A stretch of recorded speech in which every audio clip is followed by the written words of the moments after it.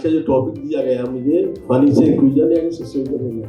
सबसे पहले मैं आज के मुख्य अतिथि रामजी पटेल जी का आभार व्यक्त करता हूँ कि जो उन्होंने हमारे इस कार्यक्रम में मुख्य अतिथि का हमारा आतिथ्य स्वीकार किया और मंच में सभी जो हमारे वक्ता हैं मैं उनका भी बहुत बहुत आभार व्यक्त करता हूँ। साथ ही आप सभी व्यक्ति जो ऑडियंस है उनका मैं अभिनंदन करता हूँ, स्वागत करता हूँ और नमन करता हूँ। Thank you very much.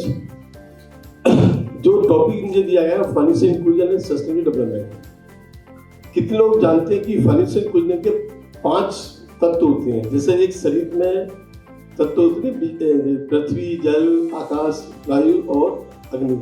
इसी तरह फाइनेंशियल इंक्लूजन 5 एक चीज से बनता है कि एक जिंदगी में किसी को वित्तीय लेन देन करना है तो क्या चाहिए उसको। एक तो उसको क्रेडिट की जरूरत पड़ती है, एक है डेबिट मतलब उसको जो पैसा जमा कराना है, तीसरा होता है रेमिटेंस पैसे को इधर से उधर देना लेना, और चौथा है पेंशन और 5 इंश्योरेंस।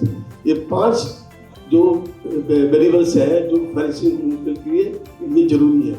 मैंने कहा आपसे डिपॉजिट, क्रेडिट, रेमिटेंस और पेंशन एंड इंश्योरेंस, ये 5 तत्वों को के हिसाब से हमने फाइनेंशियल में जुड़ा हुआ है। और आम आदमी तक पहुंचने के लिए जिस तरह 5 चीज़ जरूरी है, क्योंकि अगर कोई व्यक्ति दूर में बैठा हुआ है उसको बैंकिंग ट्रांजेक्शन करना है तो उसको एक बैंक अकाउंट चाहिए जिसमें वो पैसा जमा कर सकता है, और उसको अगर बिजनेस करना है तो उसको क्रेडिट चाहिए। तीसरा, अगर उसको किसी को पेमेंट करना है तो उसको रेमिटेंस करनी पड़ेगी, उसको बैंकिंग चाहिए। और सरकार ने जो वित्तीय समावेश में एक सोशल सिक्योरिटी को भी इसमें इंक्लूड किया है जिससे कि कल को उसको जरूरत पड़े तो उसको पेंशन भी दे सकें।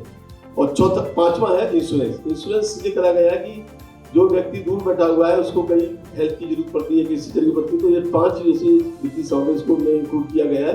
और मैं चाहूँगा कि जिस तरह से बैंक अकाउंट खुले हैं, बहुत सारे बैंक अकाउंट खुले हैं, अभी भी जैसे हमारे जो पूर्व वक्ता थे उन्होंने बताया कि अभी भी बहुत से अकाउंट नहीं खुले हैं।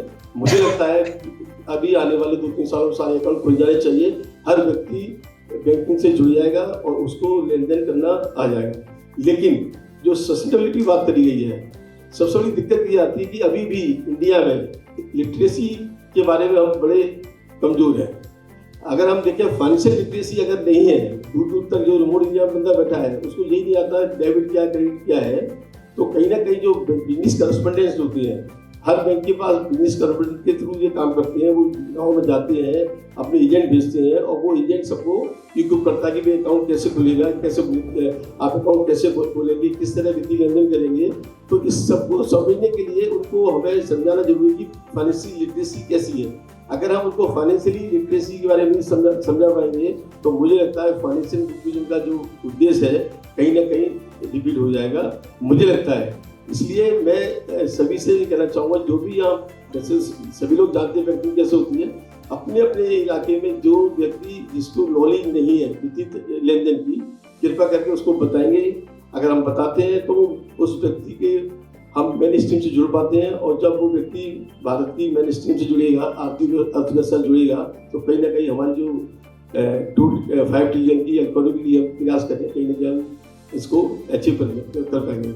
हाँ, एक बार बार यहाँ आइए मैं थोड़ा ऑफ द रिकॉर्ड बताऊंगा कि जो उन्होंने कहा है कि व्यापारियों को चोर समझा जाता है। मेरे ख्याल से जितना भी पैसा होता है सारा आरबीआई इशू करता है। मैं थोड़ा इसमें डिफर करता हूँ। जितना पैसा वो इशू होता है थ्रू बैंकिंग होता है, तो कभी भी पैसा ब्लैक का नहीं होता। मेरे इंडिया में कभी पैसा ब्लैक का ही नहीं होता, क्योंकि सारा पैसा इशू करती है आरबीआई। कोई बिना आरबीआई के कोई पैसा इशू हो नहीं सकता।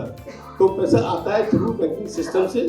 कुछ लोग टैक्स प्लानिंग करते हैं, कुछ टैक्स चोरी भी करते होंगे, लेकिन मुझे लगता है चोरी इस वक्त इसलिए नहीं हो पाती ज़्यादातर। तो इस तरह जीएसटी में भी, फिर मैं आपको बताना चाहूँ, जीएसटी में भी इतनी ज़्यादा रिक्वायरमेंट है कि आपको ये बिल चाहिए, इस तरह बिल चाहिए, क्रॉस टैली करते हैं, 3B लगता है, सब कुछ होता है, तब भी मुझे लगता है कि चोरी नहीं हो पाती, टैक्स प्लानिंग कर सकते हैं। और जो व्यापारी हैं, व्यापारी अपने आप को क्यों चोर समझते हैं?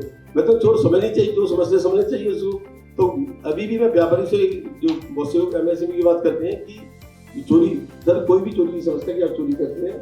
ये हम लोगों ने अपनी अवधारणा बना रखी है, अगर चोरी करते हैं तो सरकारी गिराती होगी, क्योंकि सिस्टम तो वही चला रहे हैं पूरा। जीएसटी में इतने रूल्स हैं, इतने रेगुलेशन हैं। हम तो, मैं चार्टर्ड अकाउंटेंट में जानता हूँ कितने कंप्लायंस करने पड़ती हैं। हर महीने रिटर्न जमा करनी है, क्वार्टरली ये करना है, एनुअल रिटर्न जमा करनी है, तो चोरी कहाँ से हो पाएगी? वो तो आप जो भी कुछ लोग करते होंगे, मेरा तो मुश्किल से 1% लोग होंगे जो कि इस तरह की चोरी करते होंगे।